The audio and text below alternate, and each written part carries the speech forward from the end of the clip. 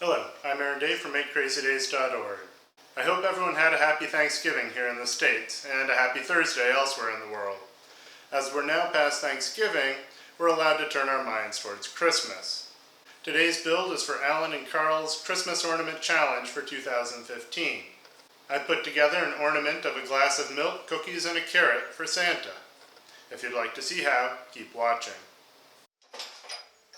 I started making the glass with an acrylic cylinder.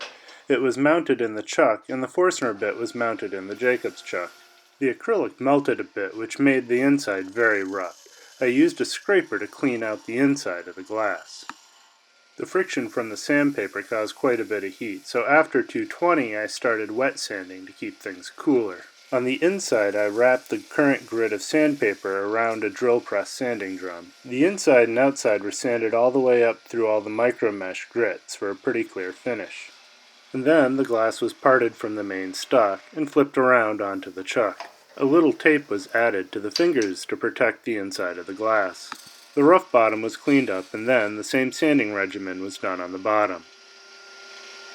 The plate was next. I put a piece of walnut with a sacrificial piece between it and the faceplate and put that on the lathe.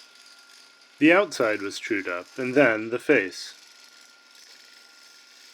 I cut a recess in the face for mounting this side on the chuck later.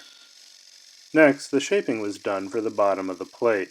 I pulled the edges up away from the ring the plate will sit on. Being my first plate, I kinda just winged it. I sanded through the various grits, stopping the lathe and removing the radial scratches after 120 and 200 by sanding with the grain. Here, I'm trying out a beeswax and mineral oil finish for the first time. Pleasant smelling and pretty. The plate was removed from the faceplate and mounted in the expanding jaws of the chuck. The top face was trued up. Then I got down to shaping the top of the plate. Nothing complex, just a gentle curve without a saucer ring. After the sanding, more of that sweet-smelling beeswax finish, and more pretty. Santa doesn't keep his shape without a year's supply of cookies. Random pieces of scrap were glued to the sacrificial backer blocks and mounted into the chuck.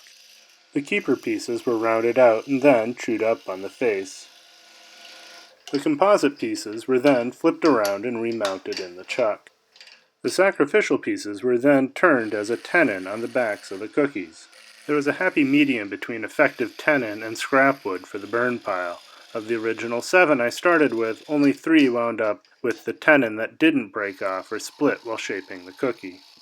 The cookies were trued up on the back. Then I brought the thickness down to a nice size. Finally, the tops were rounded gently. Of course, sanding and more finishing. Santa's in for a very fiber-rich, honey-smelling cookie. And let's not forget poor Rudolph, a Padauk carrot. The carrot was a simple cone shape. I had to do fairly light passes as I got closer with Padauk's nature to chip out. With the detail carbide tip, I added a couple rings along the length of the carrot, and shaped the roundness of the top. And the final application of the finish. So I cheated a little bit. I used some holly chips for my wife's project to simulate milk. So I guess if I win anything, I'll have to share with her. And a thank you to Alan and Carl for putting on the challenge. I appreciate the effort you guys must put in. If you have any suggestions or ideas, leave them in the comments below. If you enjoyed the video, share it with some friends and subscribe for more content like this. Have a Merry Christmas, and as always, God bless.